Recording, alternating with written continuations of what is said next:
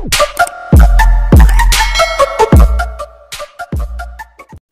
mga master! Welcome back again to our channel. Panibagong araw, panibagong kabanata na naman ang pagsamasamayin natin ngayong araw na ito. At kung bago ka sa ating channel, pag-click ang subscribe button and hit the notification bell para updated kayo sa ating mga susunod na videos. So mga master, bago natin simulan ang ating kabanata ngayong araw na ito, huwag po sana natin skip yung ads mga master, no, dahil malaking bagay na po yan sa ating munting channel. So simulan na natin kabanata ngayong araw na ito. Let's go! Kabanata 1136 hanggang 1155. Kabanata 1136. Ito ang unang pagkakataon na nakita ni Lisa ang lalaking may ganoong kabanggas na tingin sa kanyang mga mata. Para bang tumitingin si Dudley sa isang tipak ng bulok na karne sa halip na isang ninanais na kagandahan. Sapat na. Tinanggal ni Dudley ang kamay ni Lisa at malamig na sinabi, "Tinatrato mo ako ng tatay mo na parang tanga ako. Para akong kasangkapan para mawala si Jasper. Mukha ba akong tanga sayo? Paulit-ulit mo akong inaakit, pero pinipigilan mo pa ring matulog sa akin. Ngayon, naiinis na talaga ako."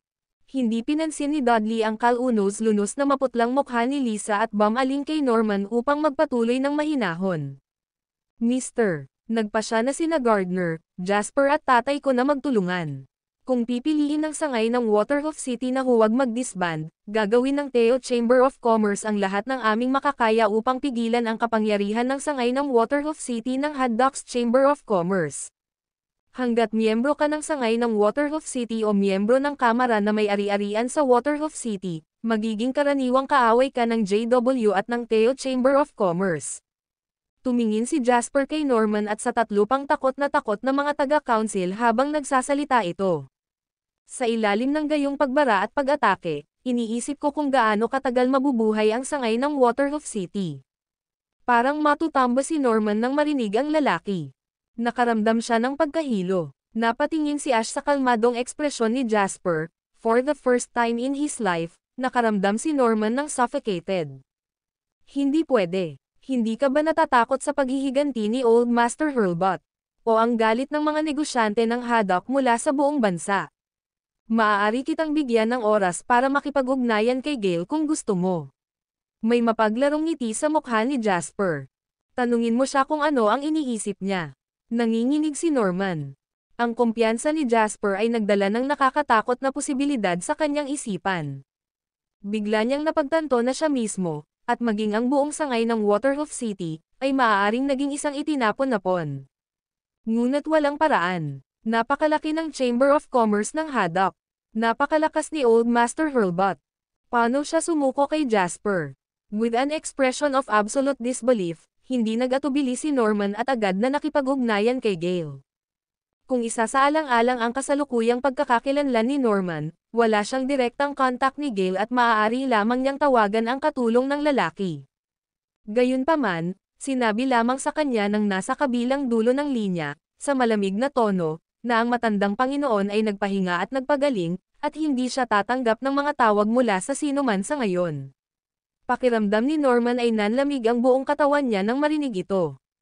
Si Norman, na ilang saglit na nawalan ng malay, ay bumagsak sa kanyang upuan ng may malakas na hulog. Namumula ang mukha, wala siyang sinabi. Gayunpaman, sinabi na ng kanyang ekspresyon sa lahat na talagang tapos na ito para sa sangay ng Waterhoof City. "Ano? Hindi pwede." Malungkot ang ekspresyon ni Jerry. "Lahat ng dahil sa batang ito." Jerry roared, pointing at Jasper. Medyo T lang siya.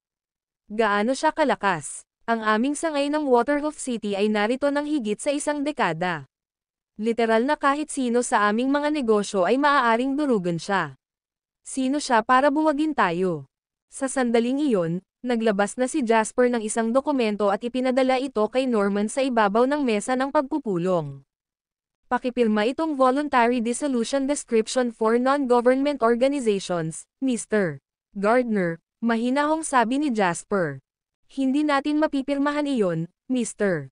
Gardner," sigaw ni Jerry na parang galit na galit. Nagulat ang dalawa pang taga-council, ngunit mas makatwiran sila kaysa kay Jerry. Kung kahit na si Gale ay inabandon na sila, kung gayon ay hindi mapipigilan ni Norman ang mga pag-atake mula kay Jasper at sa Theo Chamber of Commerce ng matagal. Pinakamahalaga, hindi maraming tao sa loob ng sangay ang handang tumayo sa tabi ni Norman at lumaban kay Jasper at sa Theo Chamber of Commerce. Nang mga sandaling ito, nanginginig ang kamay ni Norman habang tila nabalik sa realidad ang lalaki. Pinandilatan niya sina Jasper at Dudley na may dugong mga mata. Isa lang ang gusto kong malaman. Paano kayo nagkatrabahong dalawa? Ang video na ito ay edited by Urban Storytelling. Kabanata 1137. Binaba ni Norman ang kanyang utak para sa mga pahiwatig ngunit dumating na walang dala. Hindi niya naintindihan kung paano nagpasya si Jasper at ang Bold Duo na magtulungan hindi kung kailan sila dapat lumalaban hanggang sa kamatayan. Naniniwala ang lahat sa sangay ng Waterhoof City na nawala ng malaking halaga ng pera si Jasper mula sa presyo ng share ng Sea Treasures Group noong araw na iyon, kasama siya. Naisip nila na dapat ay sinubukan ni Jasper na bumawi sa kanyang mga pagkatalo at sa halip ay ang Sea Treasures Group ang target. Kaya naman naging masayang-masaya sina Norman at Jerry bago ito. Sa kabila nito, biglang nakatayo sina Jasper at Dudley sa sandaling ito, na naging sanhi ng labis na pagkaagrabyado ni Norman. Upang mabuhay, ginawa ng Sea Treasures Group ang pinakakapaki-pakinabang na pagpipilian. Ang sagot ni Jasper na naging dahilan ng paglaki agad ng mga mata ni Norman. Anong ibig mong sabihin? Mabilis na sigaw ni Norman. Napangiti si Jasper ngunit walang balak magpaliwanag ng sobra kay Norman. Hindi ka ba pipirma, Mr. Gardner? Wala akong masyadong oras. Kumuyam ang panga ni Norman matapos niyang marinig ang sinabi ni Jasper. Sinulyapan niya ang voluntary dissolution description na nasa harapan niya habang nanginginig ang kanyang katawan. Kahit na ang Chamber of Commerce ay isang maluwag na organisasyon lamang na walang gaanong kapangyarihan, ito ay simbolo sa mga miyembro nito. Para kay Norman at sa iba pa, sinasagisag nito na sila ay mga kinatawan mula sa Haddock. Sa Haddock Chamber of Commerce, sinasagisag nito ang kanilang katayuan at impluwensya sa Waterhoof City. Mawawala sa kanila ang lahat kapag nabuwag ang sangay na ito. Hindi alam ni Norman kung ano ang mangyayari pagkatapos niyang pirmahan ang pahayag, ngunit alam niyang hindi siya pipirma. Si Jasper at ang Chamber of Commerce ay unang aatake sa kanyang mga ari-arian. Huminga ng malalim, nanginginig na kinuha ni Norman ang panulat para pirmahan ang mga papeles. Tatay, galit na sigaw ni Lisa. Hindi natin mapipirmahan. Ano ang matitira sa atin kung gagawin natin? Hindi na tayo makikilala ng Haddock Chamber of Commerce at mauuwi tayong parang mga asong gala. Umiyak si Lisa. Nadama ni Norman ang kanyang sarili na isang dekada ng mahinahong sumagot, ngunit kung hindi kami pipirma, kami ay masyadong patay para tawaging isang aso. Tumangala si Norman kay Jasper at nagtanong, "Tama, Mr. Lane." Kalmado ang ekspresyon ni Jasper. Hindi siya pumayag o hindi rin sumang-ayon. Sa huli, huminga ng malalim si Norman at hinawakan ang panulat. Pagkatapos, pinirmahan niya ang mga dissolution paper sa isang stroke. Bumangon ang lalaki mula sa kanyang kinauupuan at inihagis ang papel sa mesa sa harap ni Jasper. Malamig siyang sumigaw, "Fine, panalo ka." Panipi. Ang nakita sa harap nila ay ang 3 tao ng konseho, kabilang si Jerry, sa kawalan ng pag-asa. Tinitigan nila ang mga dissolution paper sa harap ni Jasper. Kinuha ni Jasper ang mga dokumento at ngumiti. "President Gardner." "Ay teka, hindi ka na presidente. Gardner, kung gayon, nakikita ko na gumawa ka ng matalinong desisyon, Mr. Gardner. Kung gayon, Mr. Ball, mayroon ka pa bang gustong sabihin?" Napaawang ang sulok ng labi ni Norman nang marinig ito. Nilinggan niya si Dudley. Tumingin din si Lisa na may labis na hinanakit sa kanyang mga mata habang namumula siya. "Ano pa ang kasunduan ninyo ni Jasper, Dudley? Maaari mo ring sabihin ang lahat ng ito ngayon."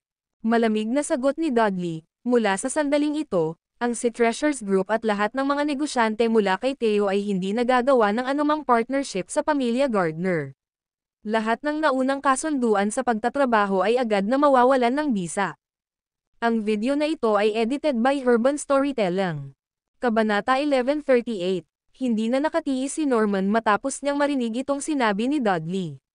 Napahawak siya sa kanya habang sinisigawan si Jasper, "Ang lupit mo, Jasper. Hindi mo sinasadyang bitawan ako. Ang pagpapalaya sa isang kaaway ay ang pinakamalupit na bagay na magagawa mo sa iyong sarili. Kalmado ang tingin ni Jasper habang mahinang nagpatuloy, naiintindihan mo, hindi ba, Mr. Gardner? Ang pag-iiwan ng mga damo na hindi nabunot ay magiging sanhi lamang ng paglaki ng higit pa. Naramdaman ni Norman ang apoy ng matinding galit sa kanyang dibdib habang nagdidilim ang kanyang paningin. Ibinuka niya ang kanyang bibig upang iluwa ang isang bibig ng dugo. Kasabay nito ang pamumutla ng kanyang ekspresyon. Nanginginig, hindi nagtagal ay nahimate siya. Sigaw ni Lisa at umakyat para alalayan si Norman. Pagkatapos, ibinaling niya ang kanyang ulo para tingnan si Jasper at sumigaw ng may pagkapuot, "Sana mamatay ka sa trahedya, Jasper." Noon, tumayo na si Jasper. Sinulyapan niya ang tatlo pang takot na mga taga-council bago bumagsak ang tingin niya kay Lisa. Dapat ay inaasahan mo na ang magiging resulta pagkatapos mong magpasya na maging sangla ng iba. Tinawag ni Jasper si Henry at lumabas ng meeting room kasama si Julian. Iniwan nila si Lisa para tumili at mag-usap sa kwarto sa likod nila.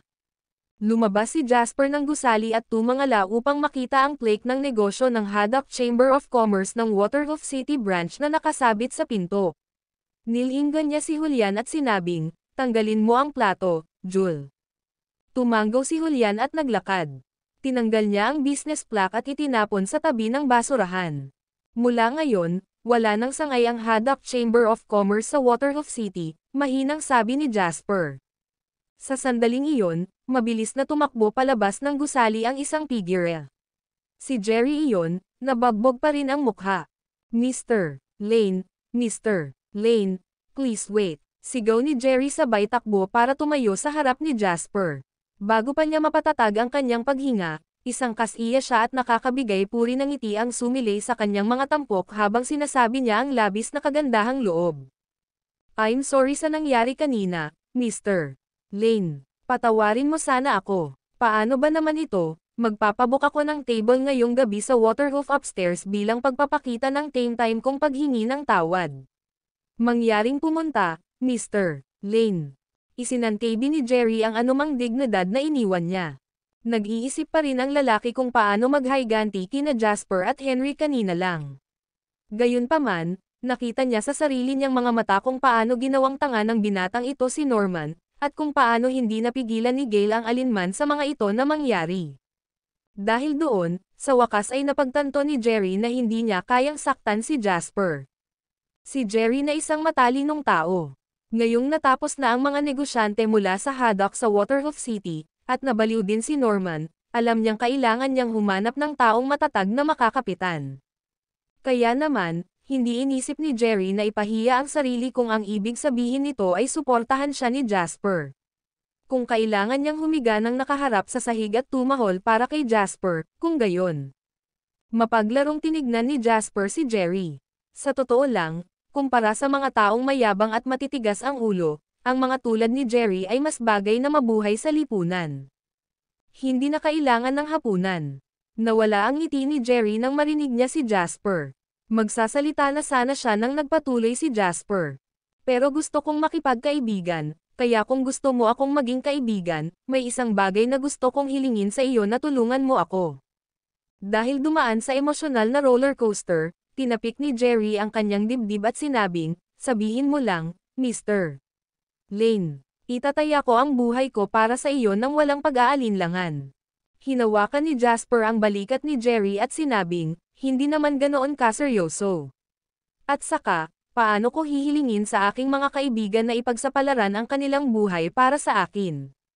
Simple lang talaga. Ang pamilyang Gardner ay nasa Waterhoof City sa loob ng maraming taon, at kailangan nilang magkaroon ng hindi mabilang na mga kontak at matatag na relasyon sa mga tao sa lahat ng dako.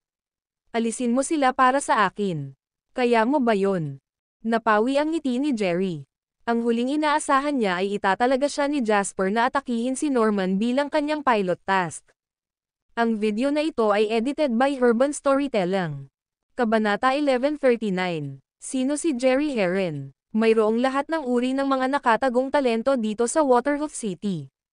Kung title gala ka, makikita mo ang mga nangungunang aristokrata, at ang royal family, sa mainlands.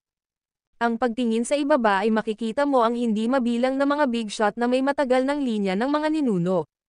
Ang ilang mas matanda at malalaking pamilya ay nagkaroon pa nga ng kasaysayan sa Waterhoof City na itinayo noong Republic. Alam na alam ni Jerry kung saan siya nakatayo. Sinimulan niya ang kanyang negosyo sa industriya ng entertainment noong mga unang araw ng may karahasan, kaya ang kanyang negosyo ay nasa gray area. Sa kabila nito, medyo nakatakda na siya sa buhay. Gayunpaman, wala siyang gaanong pamilya upang suportahan siya sa Waterhoof City. Anumang negosyong nagtatrabaho sa mga pangunahing gusali ng 3 CBD ng Waterhoof City ay madaling makasire sa kanya.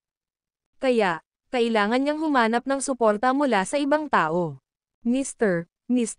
Lane, ang pamilyang Gardner ay maaaring hindi gaanong para sa iyo, at hindi rin sila isang mabigat na pamilya dito sa Waterhoof City, ngunit sila ay mas malakas kaysa sa akin. I'm not strong enough to deal with them, malungkot na sabi ni Jerry. Binigyan ni Jasper ng isang maliit na ngiti ang lalaki at sumagot, huwag kang mag-alala.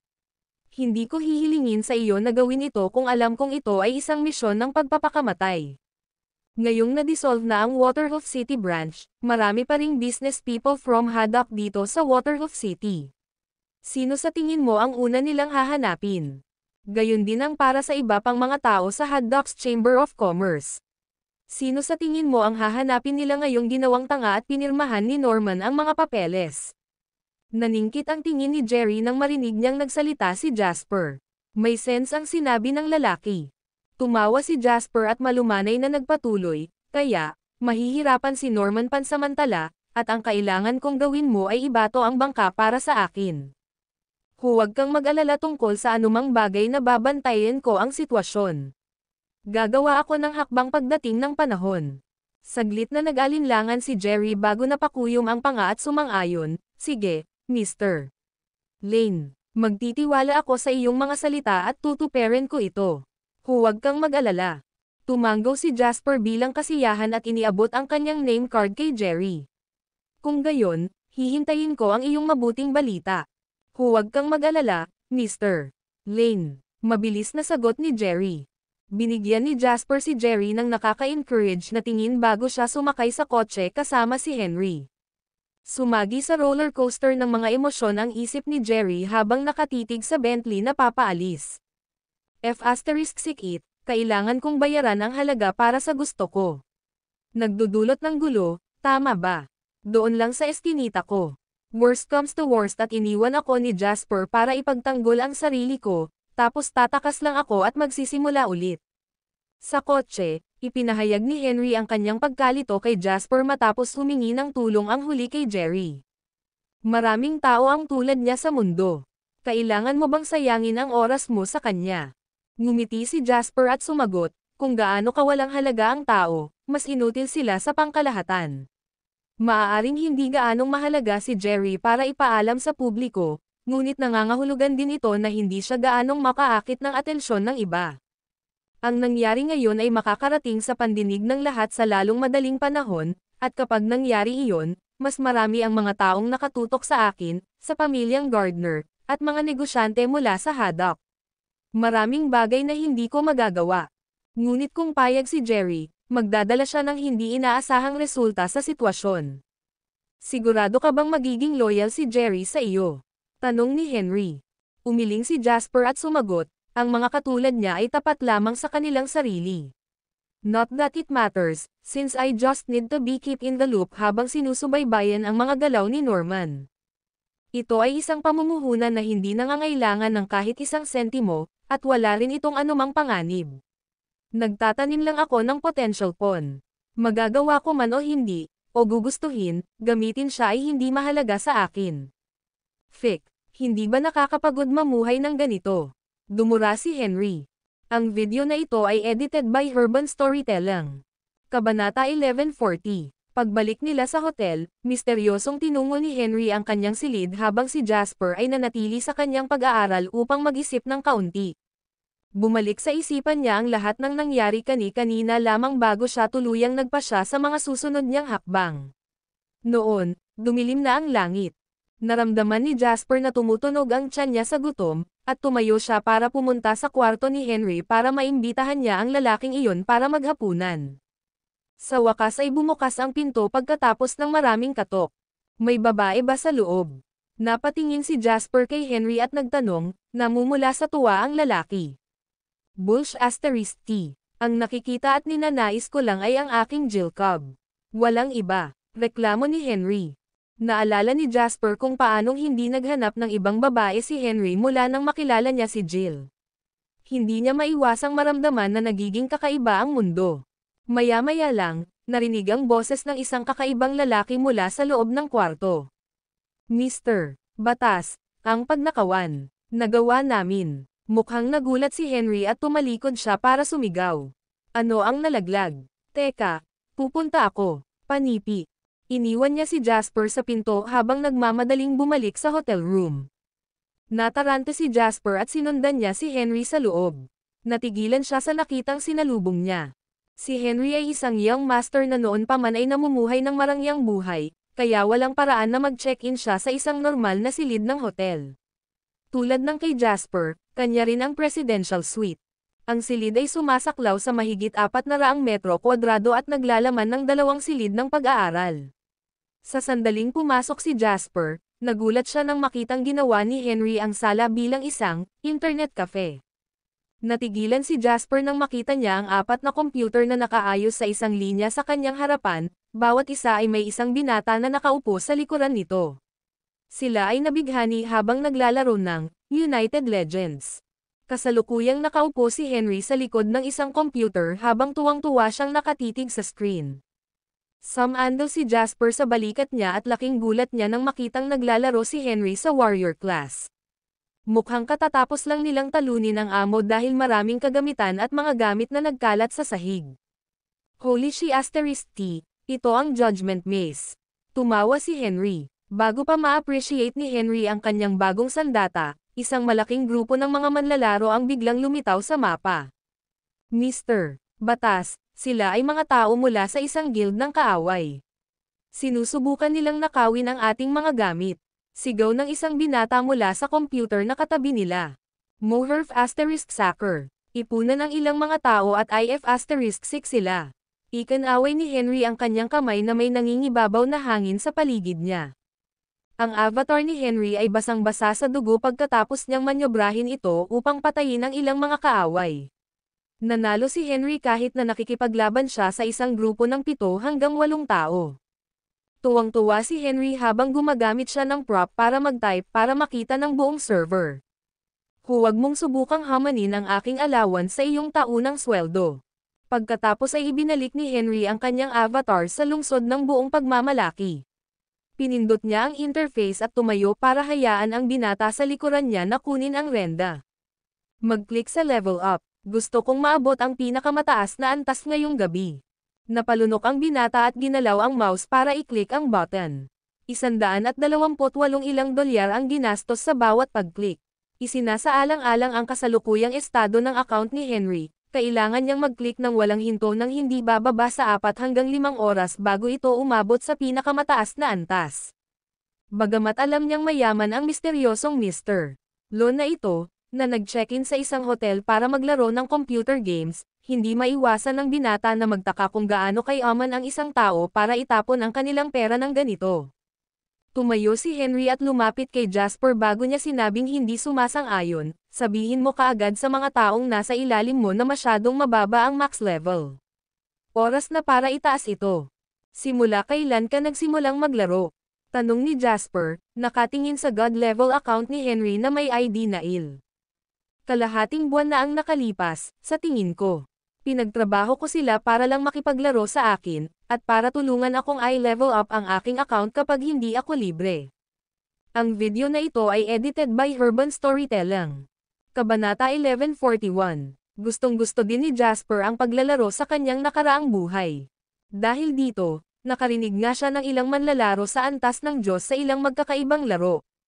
Ang Windchaser mula sa Journey to the War, halimbawa, ay ang trust fund na anak ng isa sa pinakamayamang pamilya ng Waterhoof City.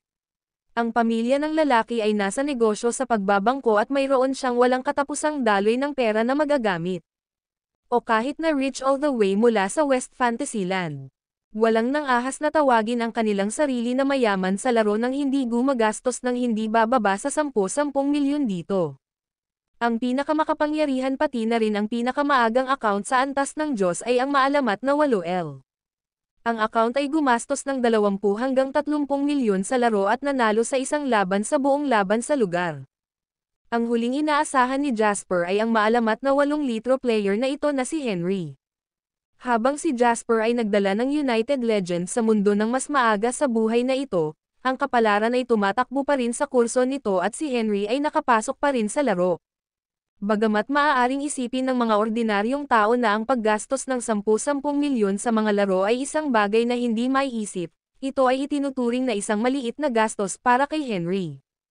I have to say, itong laro mo ay talagang nakakatuwang laruin, may mga imbitasyon pa na lumaban o talunin ang mga amo. Gayunpaman, may isang bagay na hindi ko nagustuhan tungkol dito. Naintriga si Jasper nang marinig niya itong sinabi ni Henry. Ano ito? Sabihin mo sa akin, at kung makatuwiran ay pupunta ako at makipag-usap kay Senna para pagbutihin nila ito. Natigilan ang ilang binata sa likod ng mga computer nang marinig nila ang sinabi ni Jasper. Banal na F***.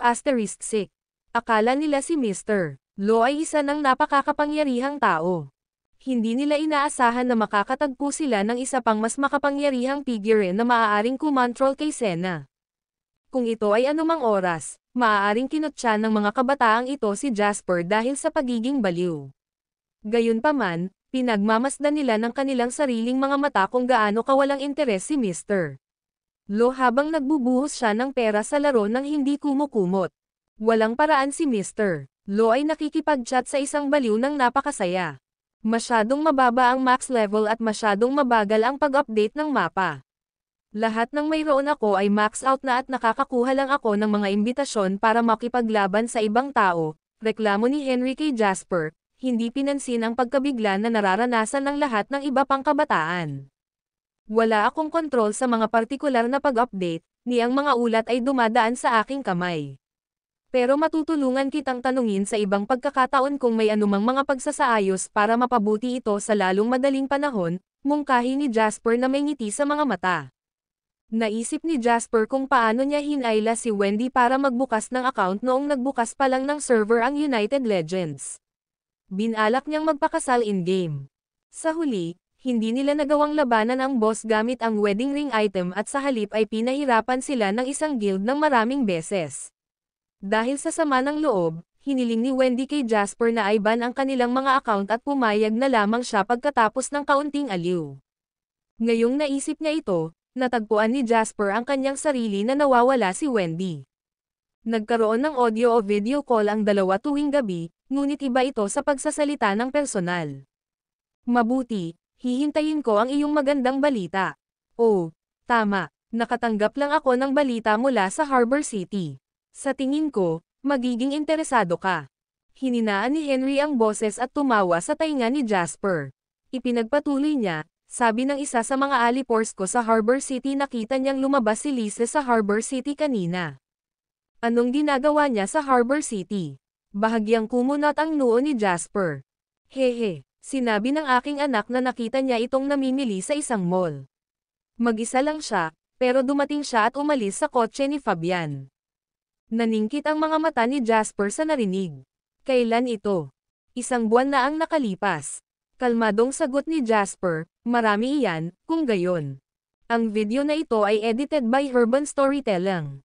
Kabanata 1142. Gusto pang magtanong ni Henry nang iwagayway ni Jasper ang kanyang kamay at sinabing, Tara, kain na tayo. Paano ang iyong koponan ng mga manlalaro, dapat ba natin silang makuha? Walang ganang sagot ni Henry, no need. Sinabi ko na sa staff ng hotel na magpadala ng 3 pagkain sa isang araw sa kwarto. Ang kanilang mga jeta ay mas balanse kaysa sa atin.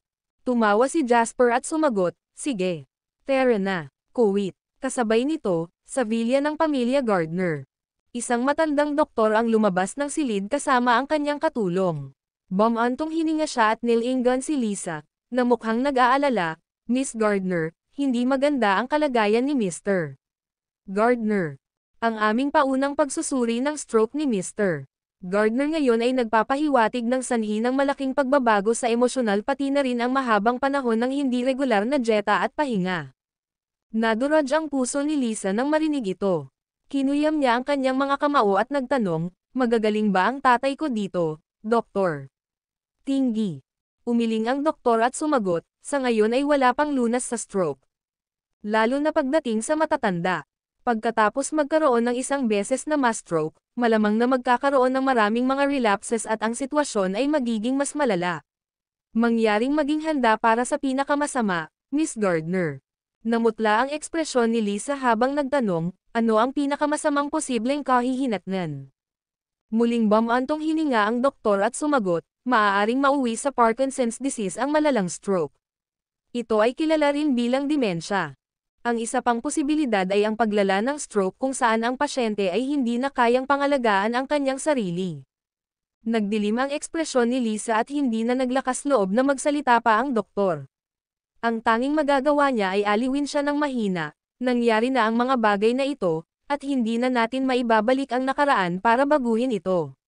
Mangyaring huwag isipin na salot ang iyong isip ng mga negatibong kaisipan, Miss Gardner. Sa naaangkop na paggamot at rehabilitasyon, dapat walang malaking isyo. Wala siya sa anumang panganib na nagbabanta sa buhay, kaya kailangan lang nating pigilan ang sitwasyon na lumala. Mas mainam na dalhin siya sa ospital para sa sistematikong full-body check-up.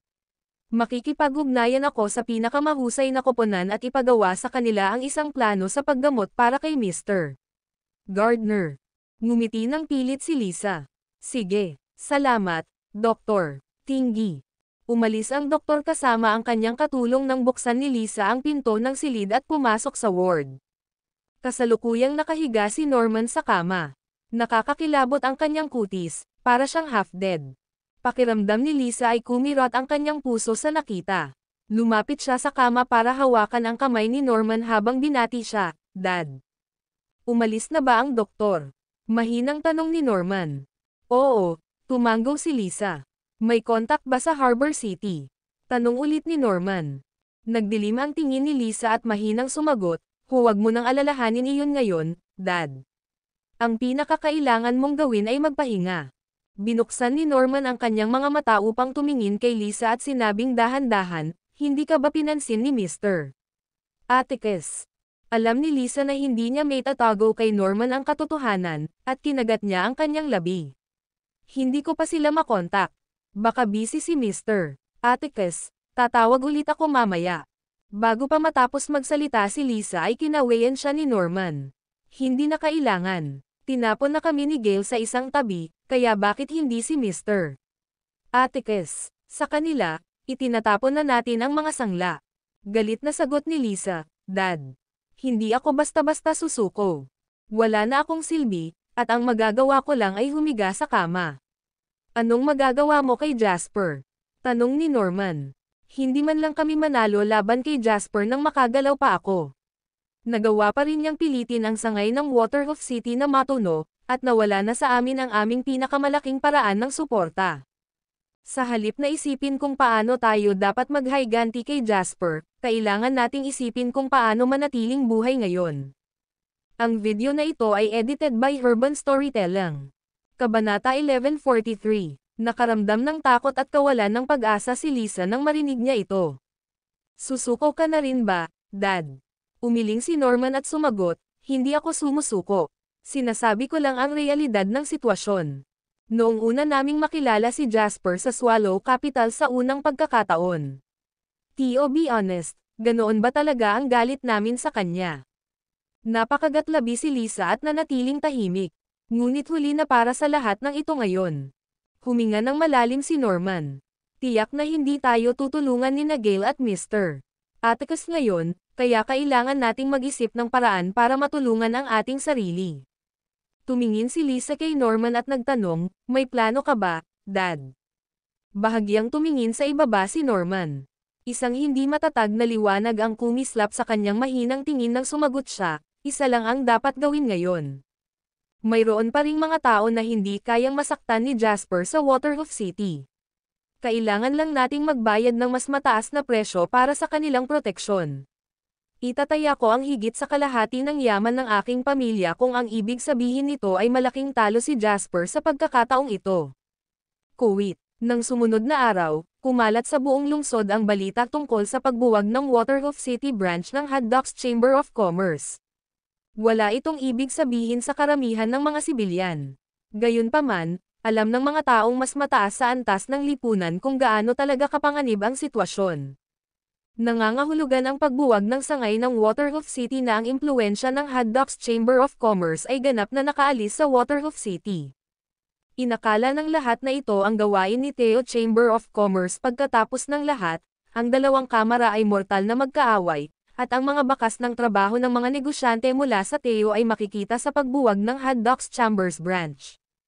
Gayunpaman, ang mas kakaiba ay wala ring mga palatandaan ng Theo Chamber in Commerce sa Waterhoof City. Sa halip na kunin ang pagkakataong ito na pumasok sa merkado ng Waterhoof City, tuluyan na silang naglaho. Magdamag, ang Waterhoof City ay tila naging vacuum kung saan walang mga palatandaan ng buhay mula sa alinmang mga organisasyon. Habang hindi mabilang ang mga alingawngaw, nakilala ni Jasper si Jerry sa hotel. Bahagyang nakaupo si Jerry sa sofa, ang kanyang ekspresyon ay parang nawalan ng tahanan. Lumalamig na ang panahon at nakaset ang aircon sa kwarto sa favored 24 degrees Celsius ni Jasper. Sa kabila nito, napuno ng pawis ang noo ni Jerry. Ito ay dahil sa pagkabigla. Mr. Lane, kahit anong mangyari, hindi na natin ito magagawa. Pagmamakaawa ni Jerry na may bahagyang pag-iyak sa tono habang nakatingin kay Jasper. Kumunat ang noo ni Jasper. Ganito na ang ekspresyon ng mukha ni Jerry mula nang lumakad siya sa pinto ng hotel room. Noong una ay hinakala ni Jasper na si Jerry ang umaarte, ngunit pakiramdam niya ay hindi na ganoon kadali ang mga bagay ngayon. Anong nangyari? Tanong ni Jasper na nakakunot ang noo. Pinunasan ni Jerry ang pawis sa kanyang noo at lumunok bago sumagot, I was warned that someone's already stepped up to protect the Gardner family. Hindi ko talaga ma-offend ang taong ito. Hindi na kilalang kilala si Jasper sa kay-abangan ni Jerry. Ang negosyo ng lalaki ay hindi kailanman naging ganap na legal, at hindi siya isang taong dapat masaktan ng basta-basta. Ngunit parehong Gale at Alban ay ganap na umalis sa Waterhoof City ngayon, kaya sino ang maaaring takutin ng labis si Jerry? They're the Royals, patuloy ni Jerry, nang hindi na hinintay na magtanong si Jasper. Royals, napataas ang kilay ni Jasper. Ang video na ito ay edited by Urban Storytelling. Kabanata 1144. Hindi mo ba alam, Mr. Lane? May kasabihan, ang North ay may mga kayumanggi at ang Timog ay may maliit na prinsipe. Ang dalawang ito ay lubhang kakilakilabot na mga pinuno ng nakababatang henerasyon. Ang munting prinsipe ng Waterhoof City na ito ay tagapagmana ng royal family. Napakalakas ng presensya nila dito sa Waterhoof City. Nandito na sila mula noong Republika at malalim ang pinagugatan nila. Hindi sila mga taong may kukumpara sa maliliit na fries na tulad natin. Tinatawag namin siyang Little Prince in private. Ang matandang amo sa kanyang pamilya ay opisyal na kinikilala bilang ang pinakamataas na emperador. Nag-iba ang tingin ni Jasper habang nakikinig kay Jerry. Isang prinsipe at kataas-taasang emperador. Anong klaseng feudal na laro ito?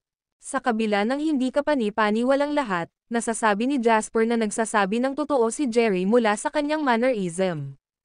Gustuhin mang magsinungaling sa kanya ni Jerry, hindi siya magiging tanga para bumuo ng isang buong pamilya on the spot. Sige at sabihin mo sa akin kung ano ang nangyari, sabi ni Jasper. Sinimulan ni Jerry, kaninang umaga, nagpa siya akong magtipon ng ilang tao para manggulo sa kumpanya ni Norman. Nakipag-ugnayan din ako sa ilan sa mga lumang kliyente ni Norman para hilingin sa kanila na gumawa ng kaguluhan. Ngunit ang aking mga tauhan ay kalalabas lamang nang sila ay agad na bumalik na ganap na nasugatan. Pagkatapos ay may tumawag sa akin at nagbabala sa akin na huwag makialam sa pamilya Gardner. Sinabi nila sa akin na ang maliit na prinsipe ay nakialam na. Nagpunta ako kaagad pagkatapos nito. Mr. Si Lane, 75% ng mga tao sa Waterhoof ng lungsod ay hindi alam kung sino ang munting prinsipe. Ngunit ang natitirang 5% na talagang walang lakas ng loob na subukang huwadin ang kanyang pagkakakilanlan. Kaya naman, malamang na nagsasabi ng totoo ang kausap sa telepono. Mr. Lane, lagyan mo ng kutsilyo ang leeg ko, hindi ko pa rin gagawin. I suggest na hayaan mo na rin. Ang pamilyang Gardner ay wala ng halaga sa iyo, at hindi sila nararapat na masaktan ang munting prinsipe. Pinaikit ni Jasper ang kanyang mga mata pagkatapos pakinggan si Jerry, saka ikan-away ang kanyang kamay. Sige, nakuha ko na. Bumalik ka. Pagkaalis ni Jerry, hinayla ni Jasper si Henry habang ang lalaki ay nagsasaya sa paglalaro. Simula kailan nagkaroon ng Supreme Emperor at Little Prince ang Waterhoof City? May alam ka ba tungkol sa kanila? Diretsong tanong ni Jasper. Natigilan sandali si Henry bago siya nagsalita. The Royal Family. Sila ang pinakamayamang pamilya sa Waterhoof City bago ang Republika, ngunit walang nakakaalam kung gaano sila kalakas ngayon. Hayaan mo akong ilagay ito sa ganitong paraan. Ang Royal Family ay ang mayoryang shareholder ng Peace Bank. Ang Equan Pansky Industrial, marahil ang pinakamakapangyarihang pribadong pag-aari na grupo sa bansa, ay kabilang sa kanila. Nakilala ko ang munting prinsipe o isang bagay 7 o 8 taon na ang nakalilipas. Siya ay isang taong nakangiti tulad mo. Tiyak na wala siyang nagawang mabuti. Not to mention na bata pa siya noon. Siya ay maamo at mahina, at mukhang bullying material, ngunit binalaan ako ng aking ama na huwag siyang saktan bago kami magkita. Sa makatuwid, maaari mong isipin na ang kanilang katayuan sa Waterhoof City ay katumbas ng aking pamilya sa 4 na pinakamayayamang pamilya ng Harbor City. Pagkatapos ay kinurot ni Henry si Jasper pagkatapos niyang ipaliwanag ito at tinanong, bakit, sinusundan ka ba nila? Huwag mag-alala, wala naman talagang espesyal sa kanila. Ang tatay ng munting prinsipe, ang pinuno ng Royal Family, ay may lubos na relasyon sa aking ama. Inagaw ng tatay ko ang nanay ko sa mga kamay niya. Ha. Nag-iba ang ekspresyon ni Jasper. Mula sa matandang Panginoon hanggang kay Zachary, ugali din ba ng Law family ang magnakaw ng asawa ng ibang tao? Umalis si Jasper sa isiping iyon at bahagyang bumantong hininga. Humingi ng tulong si Norman sa Royal Family. Sumimangot din si Henry. Medyo mas mahirap ang sitwasyon ngayon. Sa totoo lang, sa maunlad at kanais-nais na lupain ito ng Waterhoof City, ang Royal Family ay hindi dapat basta-basta. Sa halip na saktan ko siya, mas nag-aalala ako na siya mismo ang susando sa akin, mahinahong sagot ni Jasper. Sa tingin ko hindi niya gagawin, umiling si Henry, sino si Norman? Ang Royal Family na tumulong sa kanya ay isa ng sorpresa sa sarili nito. Hindi ko alam kung paano kwalipikado si Norman para humingi ng tulong sa kanila, pero malabong seryosohin ng Royal Family si Norman. Sino ang nakakaalam, marahil ay labis na tinatansya ni Norman ang pagkakasangkot ng Royal Family. Ang video na ito ay edited by Herban Storytelling. Kabanata 1145. May katuturan ang pagsusuri ni Henry. Gayunpaman, hindi maiwasan ni Jasper na maramdaman na may higit pa sa pangyayaring ito. Sa lahat ng katapatan, mula sa kung ano ang naunawaan niya, ang Royal Family ay isang napakalakas na presensya sa Waterhoof City, o kahit sa buong mainland. Kung ang mga taong tulad ni Norman ay maaaring makakuha ng suporta ng Royal Family, kung gayon siya ay gumawa ng isang malaking pangalan para sa kanyang sarili noon pa man. Gayunpaman, dumating lamang siya upang humingi ng tulong sa Royal Family kapag nasa gilid na siya ng buhay at kamatayan. Maaaring may kasaysayan si Norman at ang Royal Family at ito ay isang pabor na utang ng huli sa lalaki, o may higit pa sa sitwasyong ito na hindi alam ng mga tagalabas. Gayunpaman, hindi maiwasan ni Jasper ang pakiramdam na makikilala niya ang Royal Family sooner or later. Ang pinakamahalagang bagay ay hindi ko kailanman binalak na paalisin sina Norman at Lisa, mahinahong sabi ni Jasper. Royal Family man o hindi, aalisin ni Jasper at tuluyang sisirain ang mag-ama na duo. Hindi siya maaaring magpasyang sumuko at tumakbo dahil lang lumitaw ang ilang tinatawag na Royal Family nang wala saan. Maaaring ibenta na rin ni Jasper ang kanyang kumpanya at bumalik sa pagsasaka kung ganoon ang kaso. Kung talagang kailangan mo ito, matutulungan kitang makipagkita sa isang tao mula sa Royal Family, mungkahi ni Henry. Umiling si Jasper at tinanggihan siya. Hindi ka maaaring masangkot dito, dahil ang ibig sabihin ay kalagkarin dito ang pamilya ng batas. Magiging mahirap lang kontrolin ang sitwasyon kung mangyayari iyon. Hintayin natin. Kung gusto nitong protektahan ng royal family si Norman, kailangan nilang makipag-ugnayan sa akin. Nagkibit-balikat si Henry at sumagot, kayo na ang magdesisyon. Babalik ako para laruin ang aking laro, ngunit tandaan na tanungin kung kailangan mo ng tulong ko. Maaaring makapangyarihan ang royal family, ngunit hindi ibig sabihin na magagawa nila ang anumang gusto nila. Keep yapang bulsh asterisk T at sasampalin ko pa sila sa mukha. Tama ang premonition ni Jasper, habang may isang medyo may edad na lalaki na hinahanap si Jasper sa tanghali. Hi, ito ba si Mr. Lane na taga JW? Ang nasa katanghaliang gulang na lalaki ay lubhang magalang habang sinalubong si Jasper sa may pintuan na may maliit na magalang na ngiti. Napatingin si Jasper sa lalaki. Masasabi niya sa isang tingin na ang lalaking nasa katanghaliang gulang na ito ay hindi ang host, ngunit isang tulad ng isang mensahero. Ako po, at ikaw? Tanong ni Jasper. Ngumiti ang nasa katanghaliang gulang at sumagot, ako si Coffee Copeland. Paumanhin sa biglaang pag-istorbo ko sa iyo, Mr. Lane. Coffee Copeland. Kakaiba ang pangalan. Ngumiti si Jasper. Walang kibo si Coffee na para bang sanay na siya sa mga taong pinagtatawanan ang pangalan niya. Bahagyang yumoko ang lalaki at sinabing, Mr. Lane, inutusan akong imbitahan ka sa isang meeting.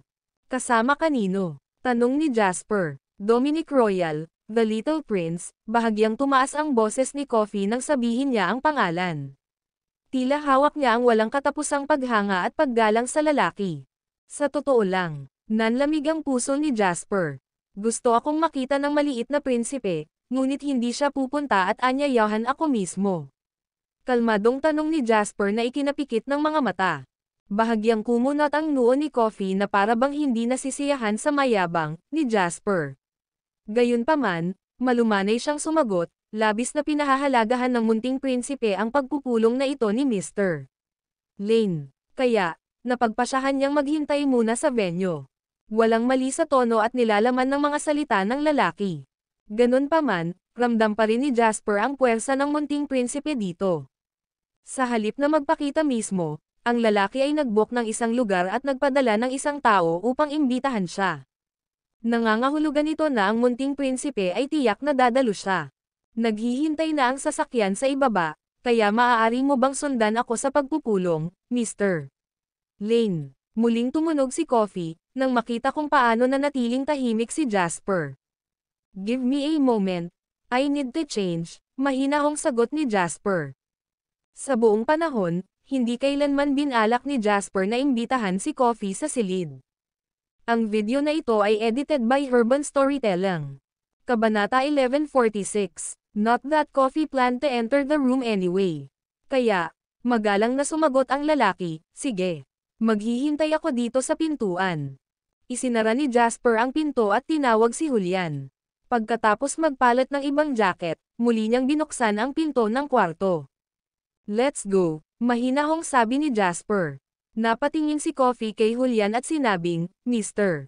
Lane, inimbitahan ka lang ng munting prinsipe. Sa ilalim ng mga normal na sitwasyon, hindi magsasalita si Julian maliban kung sinenyasan. Pero, heto na siya, nagsasalita bago pa makasagot si Jasper. Hindi pupunta si Jasper kung wala ako. Naging mataimtim ang ekspresyon ni Jasper nang marinig ang iba. Alam niyang walang dahilan ang mga sinabi ni Julian. Bahagyang ipinikit ni Coffee ang kanyang mga mata at mataman na tinitigan si Julian. Nagtama ang mga mata ng dalawa at naging mabigat ang kapaligiran sa kanilang paligid. Nanatiling maigting ang katawan ni Julian, at ang kanyang aura ay nasa loob. Handa siyang mag-aklas anumang oras. Hindi pa nakikita ni Jasper si Julian na ganito. Hindi ako masyadong sanay na umupo sa mga sasakyan ng iba. Okay lang kung hindi convenient. I guess the little prince will have to come to the hotel to look for me instead, biglang sabi ni Jasper.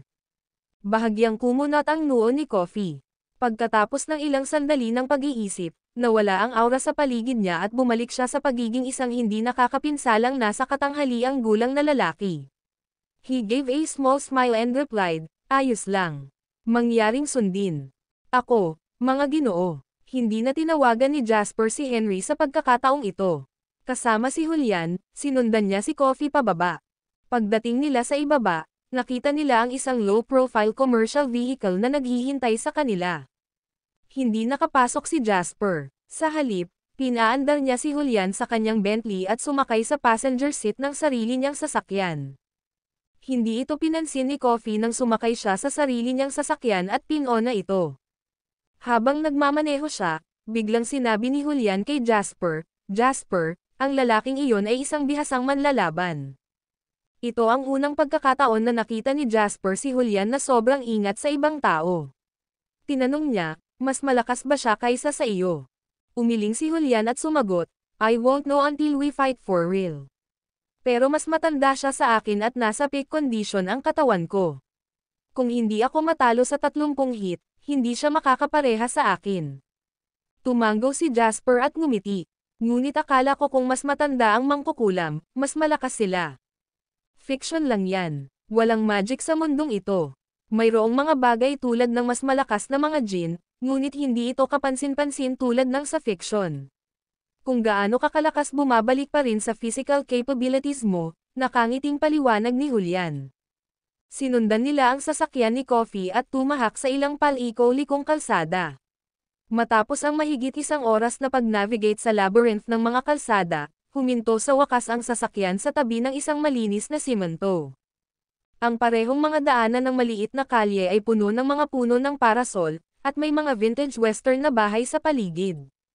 Isang sulyap lang ang kailangan para malaman na isa itong napakakasaysayang lugar.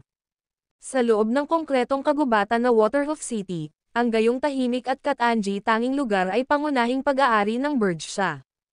Hindi maipaliwanag na naisip ni Jasper ang maliit na patio na ibinigay sa kanya ni Stephen Monty pabalik sa Norritos City. "Sumunod kayo sa akin, mga ginoo."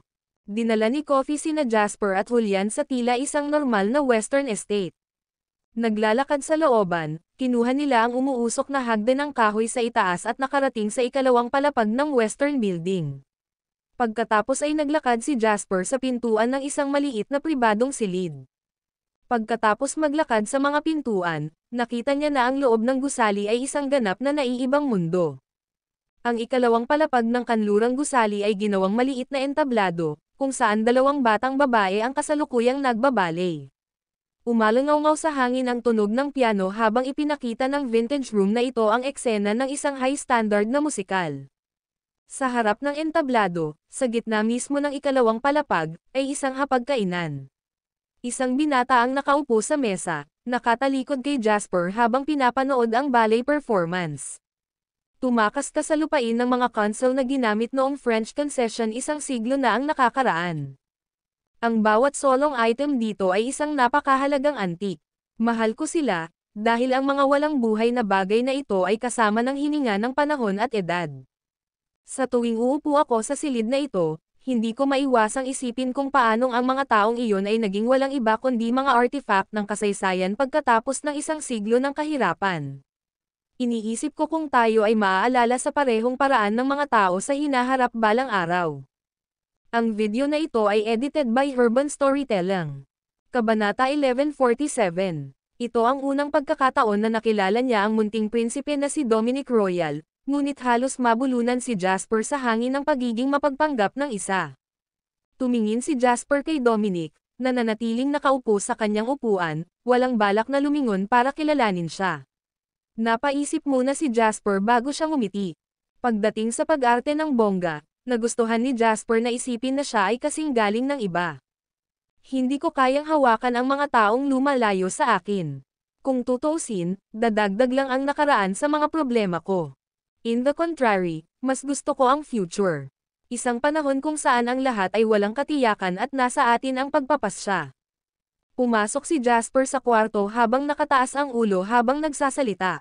Kinuha ni Julian ang sitwasyon at likas na sumunod. Para lamang kay Coffee na bahagyang ikiling ang kanyang katawan at tumayo sa kanyang dinadaanan.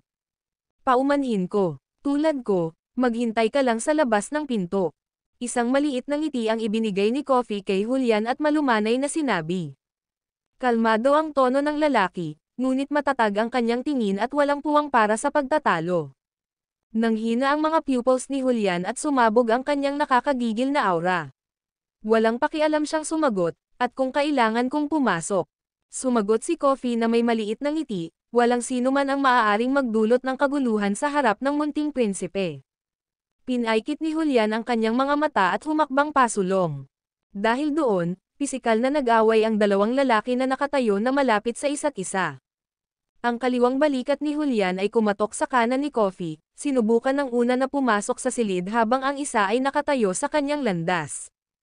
Halatang nagkabanggaan ang kanilang mga laman, gayunpaman, gumawa ito ng mapurol na kalabog na para bang isang sako ang nahulog mula sa langit.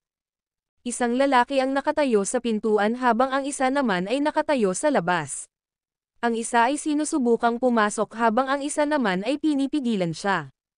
Ang lakas ng dalawang lalaki ay nagbanggaan sa kanilang mga balikat, ngunit ni Julian at Coffee ay hindi gumagalaw. Hindi mailarawan ng isip ang malalakas na nagsalubong, at ang mga mata ni Julian ay kumikinang ng maliwanag sa pagkamangha.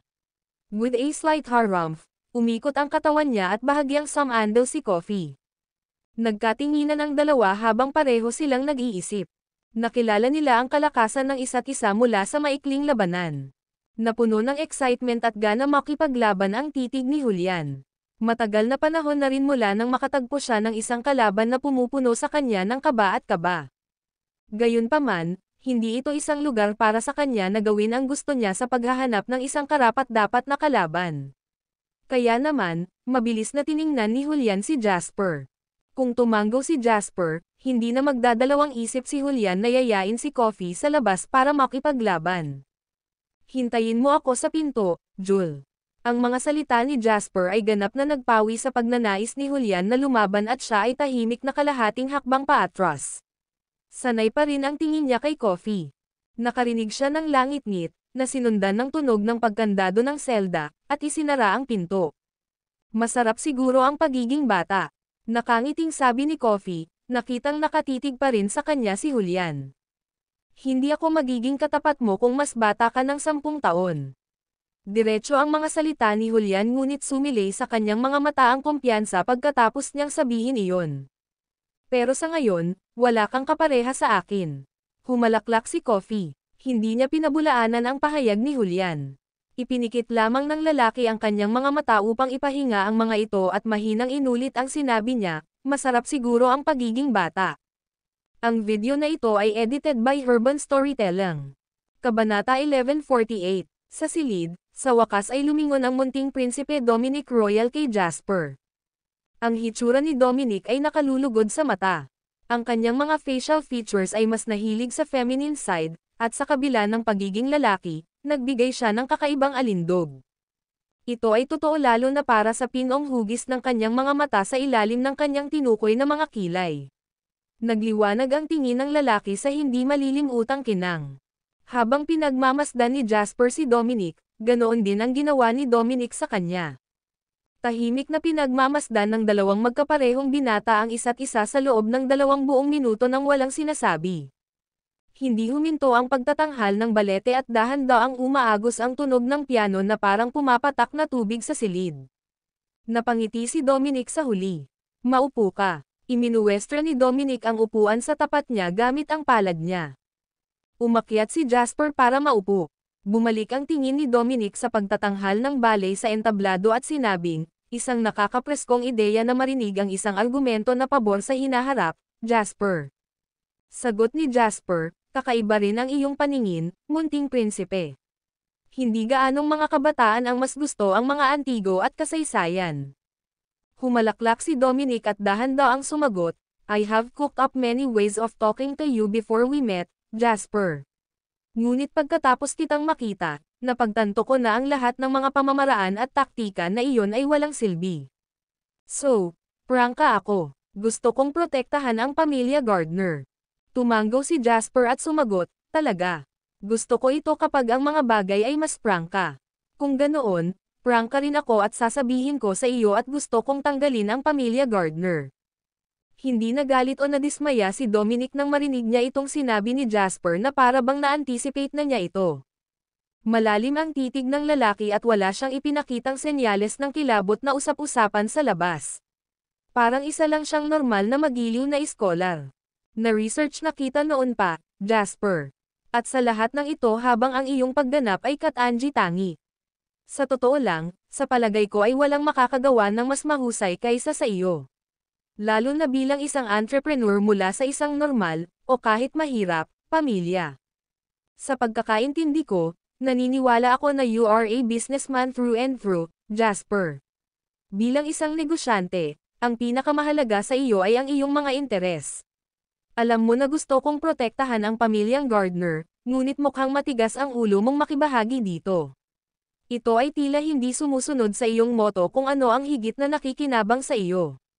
Bumaba rin ang tingin ni Jasper sa mga mag-agarang ballerina na nasa harapan niya. Ang dalawang lalaki ay kahawig ng mabubuting kaibigan na kasalukuyang nag-e-enjoy sa sining. May mga panandaliang at pangmatagalang interes. Sa pangmatagalan, ang pagpapanatili ng magandang relasyon sa iyo ay talagang kapaki-pakinabang, Little Prince. Ngunit sa mga tuntunin ng agarang interes, ang pagkakaroon ng pamilya Gardner ay isang hadlang sa aking plano. Higit sa lahat, hindi ko alam kung anong relasyon ninyo ni Norman, Little Prince. Ngunit kung magagawa ni Norman na hilingin sa iyo na isulong at protektahan siya, nangangahulugan ito na dapat siyang maghatid ng kakaibang layunin sa iyo. Hindi ko rin magagarantiya na hindi hihilingin ni Norman na pantirya mo ako, Little Prince. Kaya kahit na sumuko ako sa plano kong tanggalin ang pamilya Gardner, may panganib pa rin na magalit ako sa iyo sa hinaharap, Little Prince. Ngunit kung magpapatuloy ako sa aking pagsisikap na puksain ang mga ito, kahit papaano ay magagarantiyahan ko ang aking kasalukuyang mga interes. Tumango si Dominic matapos marinig ang mahinahong pahayag ni Jasper at sinabing, "Very well. Hindi masama, Jasper. Walang mga bahid sa iyong paghuhusga."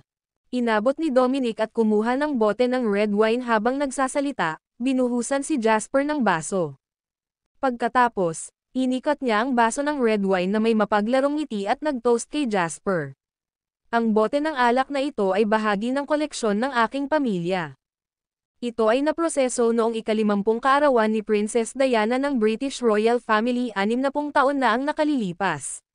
Maliban sa nasa Royal Treasury Museum, ito ang tanging bote sa buong mundo. Ipagdiwang natin ang ating pagkakakilala sa bote na ito ngayon. Itinaas ni Jasper ang kanyang baso at ang dalawang transparent na baso ay nag-clink sa isa't isa na may malinaw na tunog. Itinagilid ni Jasper ang ulo para inumin ang alak. Bahagyang mapait na may matamis na aftertaste habang ang aroma nito ay full-bodied at mellow. Isa itong high-grade na red wine. Mabuti naman, puri ni Jasper. Humalaklak si Dominic at pumalakpak.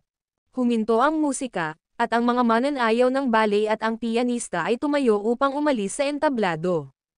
Kasabay nito, mula sa madilim na lugar kung saan sila lumabas sa lugar ay lumabas ang isang nanginginig na mag-ama. Ang dalawang ito ay tiyak na sina Norman at Lisa. Ang video na ito ay edited by Urban Storytelling. Kabanata 1149. Bahagyang kumunat ang noo ni Jasper nang makita ang mag-ama. Hindi rin makikita ni Norman at Lisa si Jasper dito. Takot na silang dalawa ngayon. Ipinagpatuloy ni Dominic ang pag-ikot ng baso ng alak sa kanyang mga kamay at tinatamad na sinabi, "Ang tatay ni Norman ay dating driver ng aking lolo. So, I suppose there is some semblance of a relationship between us." Ngunit, ang isang pabor na inutang ng aking lolo ay walang kinalaman sa akin. At hindi ko nakikita kung bakit kailangang bayaran ng apo ang mga utang ng kanyang lolo. Napangiti tuloy si Dominic kay Jasper habang sinasabi, "Sa tingin mo ba, Jasper?" Walang reaksyon si Jasper. Nasaktan sina Norman at Lisa nang marinig ang munting prinsipe. Para sa kanila, ang royal family ay dapat na maging isang tiyak na proteksyon ng proteksyon. Gaano man kalakas si Jasper, wala siyang magagawa kung nais ng royal family na protektahan sila. Gayunpaman, pagkatapos nilang makahanap ng masisilungan sa royal family, nagpa siya ang maliit na prinsipe na baguhin ang kanyang tono at ipadala sila sa panga ni Jasper. Ano ang ibig sabihin nito? Munting prinsipe. Ito, hindi ito ang napagkasundoan natin. Nauutol na sabi ni Norman, nalilito at nagmamakaawa ang tono. Humalaklak si Dominic at inikat ang baso ng red wine, hinahangaan ang pinong pulang likido na nag-ferment sa nakalipas na 60 taon. Tila mas mahalaga sa kanya ang baso ng red wine kaysa kay Norman. Madali lang sana itong trabaho, Pero nagbago ang isip ko pagkatapos kong malaman ni Jasper ang gusto mong problemayan. Ang mas mahalaga ay natanong ko na si Jasper tungkol dito, at mukhang wala siyang gustong sumuko. Kaya, sa palagay ko kailangan kong isakripisyo kayong dalawa sa halip. Natarante si Norman nang marinig ang pahayag ni Dominic. Maging si Jasper ay nabigla. Siya pa nga ay lubos na nakahanda na lumaban sa royal family bago siya dumating. Pero sa kilos ni Dominic, parang ayaw niyang maging kaaway ko dahil lang kay Norman. Pinaikit ni Jasper ang kanyang mga mata at mabilis na tinakbo ang lahat ng nangyari sa maikling pakikipag-ugnayan nila ni Dominic. Gayunpaman, napakakaunting mga lead, at hindi niya matukoy kung ano ang nangyayari sa isip ni Dominic. Kailangan mo kaming iligtas, Little Prince. Hindi tayo maibibigay kay Jasper. Please, in behalf of our history and what insignificant relationship we shared, please help us, humagulgol at nagmamakaawa si Norman. Sa sandaling iyon, nakaramdam siya ng takot, na parabang nagwawakas ang mundo. Si Norman ay palaging walang takot habang nasa kanya pa rin ang royal family bilang kanyang trump card. Ito ay dahil naniniwala si Norman na hindi maglalakas loob na saktan siya ni Jasper o ng sino mang hanggat kasama ang royal family. Gayunpaman, ang trump card na ito ay masyadong mahalaga, at hindi niya ito gagamitin maliban kung ito ay isang sitwasyon sa buhay at kamatayan. Napakatindi niya dito kaya hindi niya kayang tumulong kahit na ang mag-amang Hall duo ay na-corner at desperado. Sa kabila nito, turn na niya, bigla niyang napagtanto na ang trump card na ito ay walang iba kundi lason sa kanya. Galit na galit si Lisa ngayon at nag-ipon siya ng lakas ng loob na lapitan si Dominic. Lumuhad siya at tumangala kay Dominic, sinusubukan niyang ipakita sa kanya ang maputing laman ng dibdib niya. Ikaw ay isang mapagbigay at mabait na tao, munting prinsipe. I'm sure hindi mo naman kami hahayaang mamatay diba?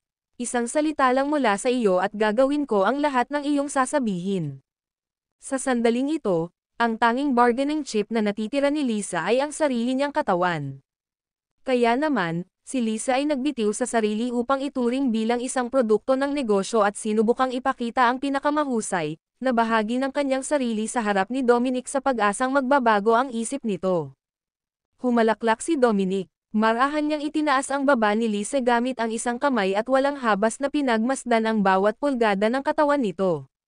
Sa halip na makaramdam ng kahihiyan, kinuha ni Lisa ang kanyang tingin na parang isang kaluwalhatian at itinulak ang kanyang dibdib palabas. Naisip niya na ang bawat lalaki sa mundo ay pareho, at bilang isang babae, ang kanyang katawan ang pinakanakatutokso sa sandata. Nang magsimulang magkaroon ng pag-asa si Lisa, may sinabi si Dominic na nagpaputi sa kanya. Maaaring hindi mo alam ito, ngunit ako ay isang malinis na pambihira.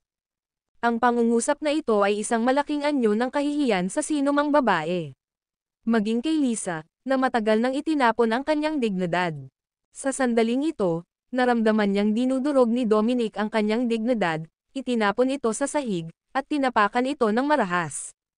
Ang video na ito ay edited by Urban Storytelling. Kabanata 1150. Ang mga bagay na ikinatuwa ni Fabian, nakakadiri ako. Binawi ni Dominic ang kamay niya pagkatapos noon at naglabas ng malinis na puting panyo para panasan ang mga daliring dumampi sa baba ni Lisa. Ang pagkilos na ito ay nagkaroon ng Lisa, ang kanyang mukha na walang kulay, na higit na napahiya. Kung gusto mong mabuhay, hindi ako ang taong dapat mong lapitan. Itanong mo sa kanya. Tinuro ni Dominic si Jasper. Napatingin sina Lisa at Norman. Nanatiling kalmado ang ekspresyon ni Jasper.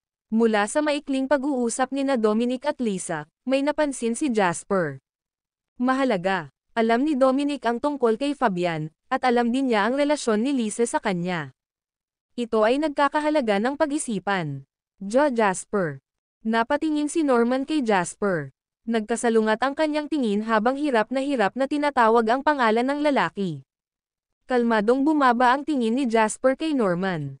Walang bahid ng pangungutya o anumang bakas ng pagmamayabang sa kanyang tono habang nanatiling kalmado at hindi apektado ang tingin ni Jasper.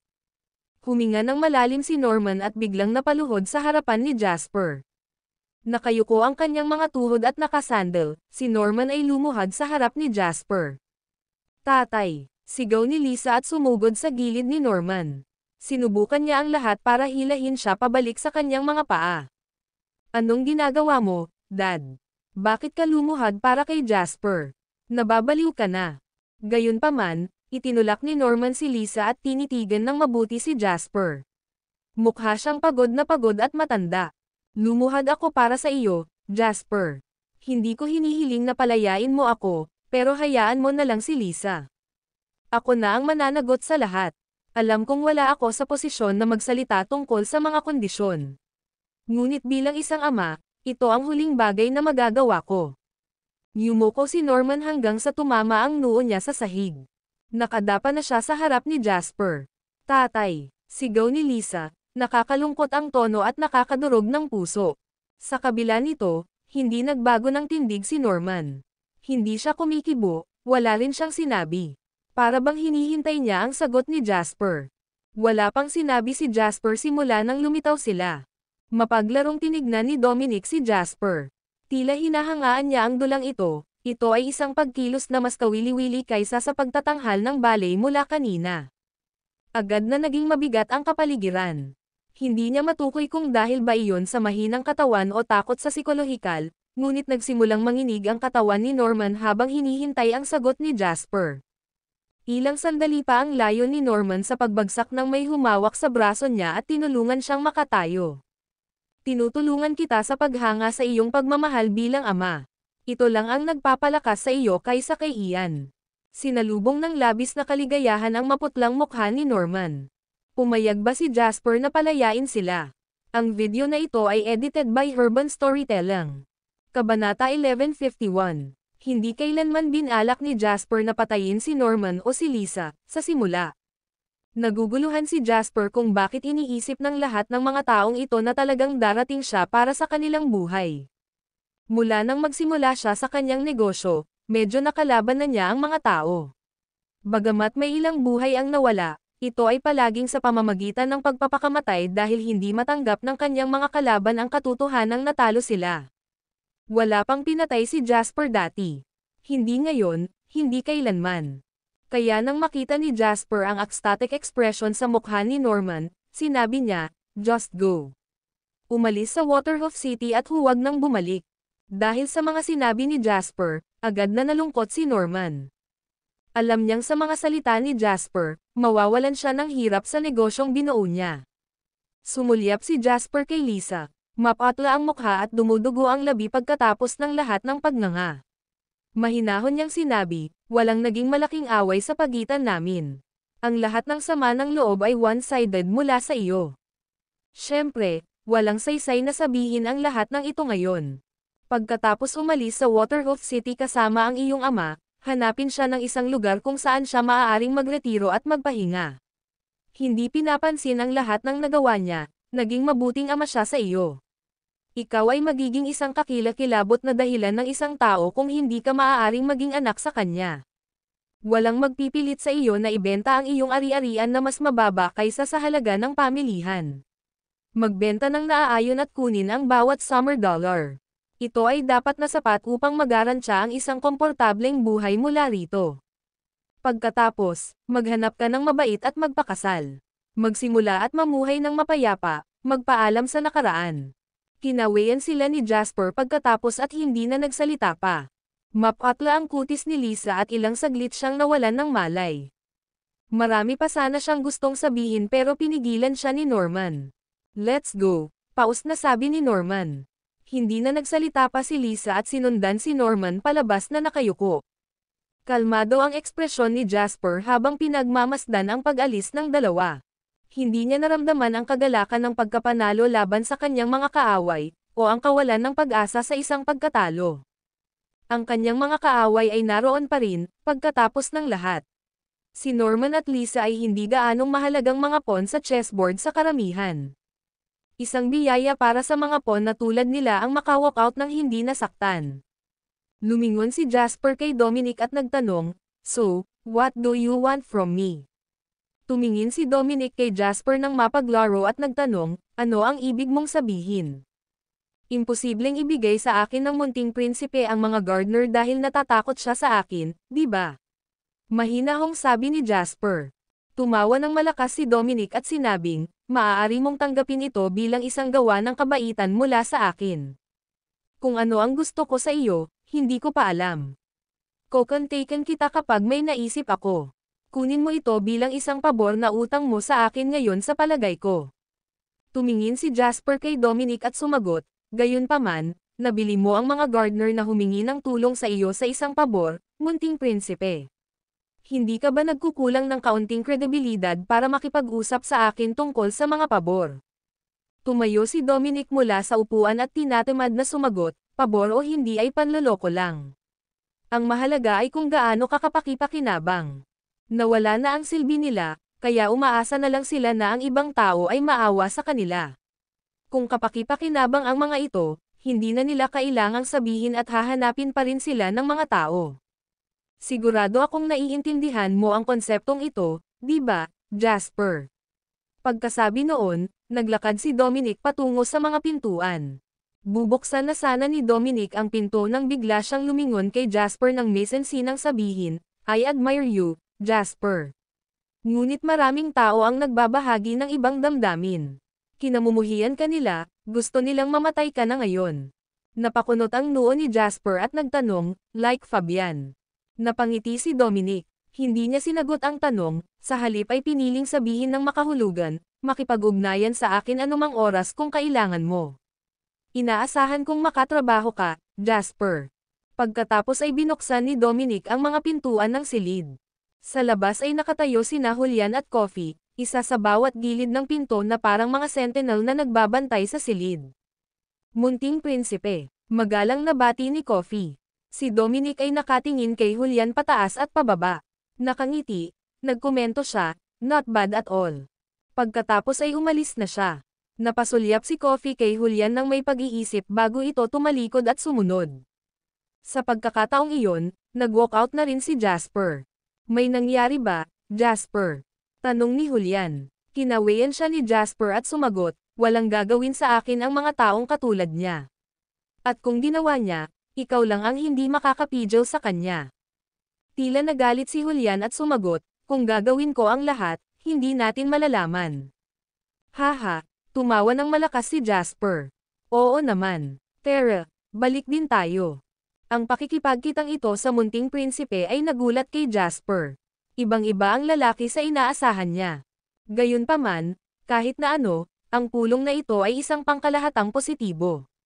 Ang maliit na prinsipe ay hindi nagpakita ng anumang mga palatandaan ng puot. Kung mayroon man, nagpakita pa siya ng banayad na mga gawa ng kabaitan.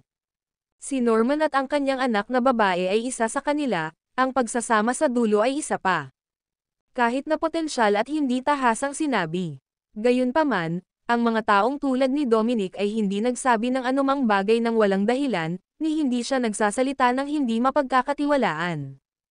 Kailangan kong bumalik at tanungin si Henry na maliit na batang lalaki na iniisip ko kung may kasaysayan si Dominic kay Fabian, bulong ni Jasper sa sarili. Sa parehong oras sa komersyal na sasakyan, Dominic ay tinkering sa isang magandang vintage pocket watch. May mapaglarong ekspresyon sa mukha niya. Magtipon ng isang kopya ng impormasyon ni Jasper at ibigay ito sa akin mamaya, Coffee, isang detalyadong isa. Sagot ni Coffee matapos marinig si Dominic, naiintindihan ko. Ito ang unang pagkakataon na nakita kitang sobrang interesado sa isang tao, Little Prince. Dahil nahanap ko na ang aking kamag-anak. Misteryosong ngumiti si Dominic at tumingin sa street view sa bintana. Pinaikit niya ang kanyang mga mata at nagpatuloy, siya ay katulad ko. Masasabi ko pa nga na pareho kami ng tao, kaya lang, hindi pa sapat ang rank niya. Bakit mo nasabi iyan? Curious na tanong ni Coffee. Ang tanong na ito ay nagpakita kung gaano kay-special ang katayuan ni Coffee kay Dominic. Hindi siya maglalakas loob na magtanong ng ganoon kung siya ay isang normal na subordinate. Hinaplos ni Dominic ang pocket watch sa kanyang palad at mahinahong sumagot, siya ay isang mananakop, gayunpaman, siya ay puno ng kabutihan. Pinili niyang maging santo at magpakita ng awa kapag pinili niyang pumatay. Ito rin ang dahilan kung bakit nawalan ako ng gana na makipag-partner sa kanya. Kung pinili niyang patayin sina Norman at Lisa, marahil ay handa akong bigyan siya ng pagkakataon sa isang partnership. Ngunit ngayon na tinitingnan ko ito, Marahil ay dapat na gumawa ng karagdagang obserbasyon bago ako muling magdesisyon. Nagkibit balikat si Coffee at sumagot, kung ihahambing sa munting prinsipe, hindi siya magiging kasing Kat-Angie mo. Sobrang laki mo sa akin, Coffee. At mababa ang tingin mo sa mundo, bulong ni Dominic sa sarili. Tapos naisip niya si Jasper at biglang tumawa. Pero Jasper Lane, sa ugali niya ngayon, may kulang talaga siya. Ang video na ito ay edited by Urban Storytelling. Kabanata 1152, Little Prince, maraming beses nang nagtanong si Fabian kung willing kang sumali sa Empire Meet nila. Paano mo gustong tumugon? Bahagyang lumamig ang ngiti ni Dominic nang marinig ito. Isang bilog lang sila na binubuo ng mga overhyped at ignorante na trust fund na mga bata.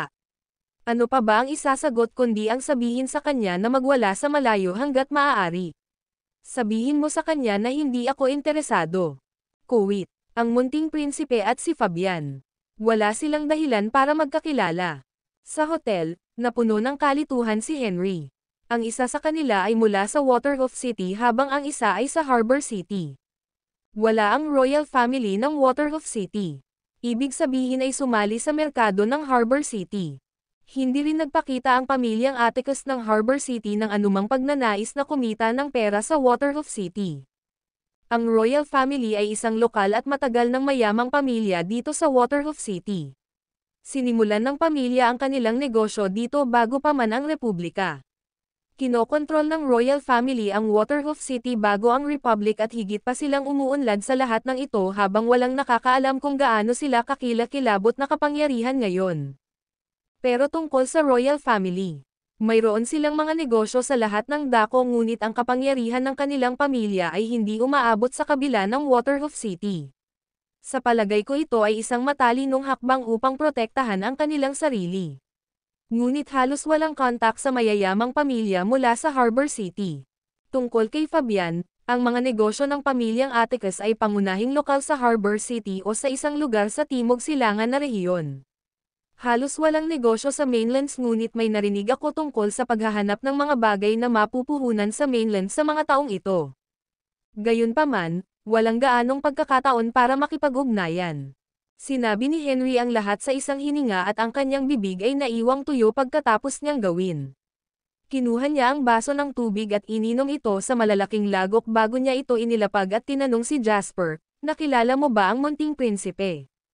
Ang maitim o maliwanag na ekspresyon niya ay hindi nangangati ang iyong kamay na sampilan siya, hindi ba? Sinusubukan pa rin ni Jasper na ay proseso ang naunang impormasyon ni Henry nang marinig niyang muli ang lalaki. Galit na sagot niya, ang kanyang ekspresyon ay nakahilig lamang sa isang bagay na mas masama ngunit banayad. Hindi naman ito exaggerated gaya ng sinabi mo. Ngumuso si Henry at sumagot, pagdating sa pag-arte, siya ang pinakamaganda sa lahat ng nakilala ko. Parang wala siyang pakialam sa lahat na parang wala siyang duda sa lahat. Alam mo naman ang sinasabi ko diba? Ang kasuklam-suklam na mataas at makapangyarihang ugali niya. Bumalik sa isipan ni Jasper ang takbo ng pagkikita nila ni Dominic at hinimas ang baba. May karapatan ka sa pag-ibig na umarte ng mapagpanggap. Haha, tumawa si Henry. Pagkatapos ay tumingin siya kay Jasper ng mahiwagang sinabi, "Nakatanggap lang ako ng balita tungkol sa isang bagay na tiyak na magiging interesado ka." Si Fabian na D*6 ay nakakuha ng isang grupo ng mga tao upang gumawa ng isang organisasyon na tinatawag na Empire Meet. Kasalukuyan niyang iniimbitahan ang lahat ng uri ng tao. Napakunot ang noo ni Jasper sa narinig. Empire Meet.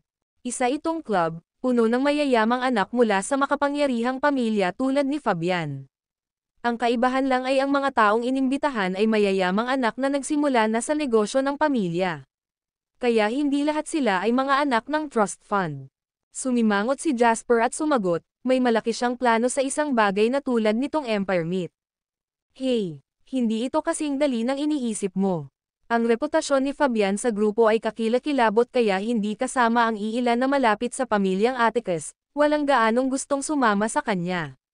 Not to mention na alam ng lahat kung gaano kahirap ang relasyon ni Fabian kay Caden.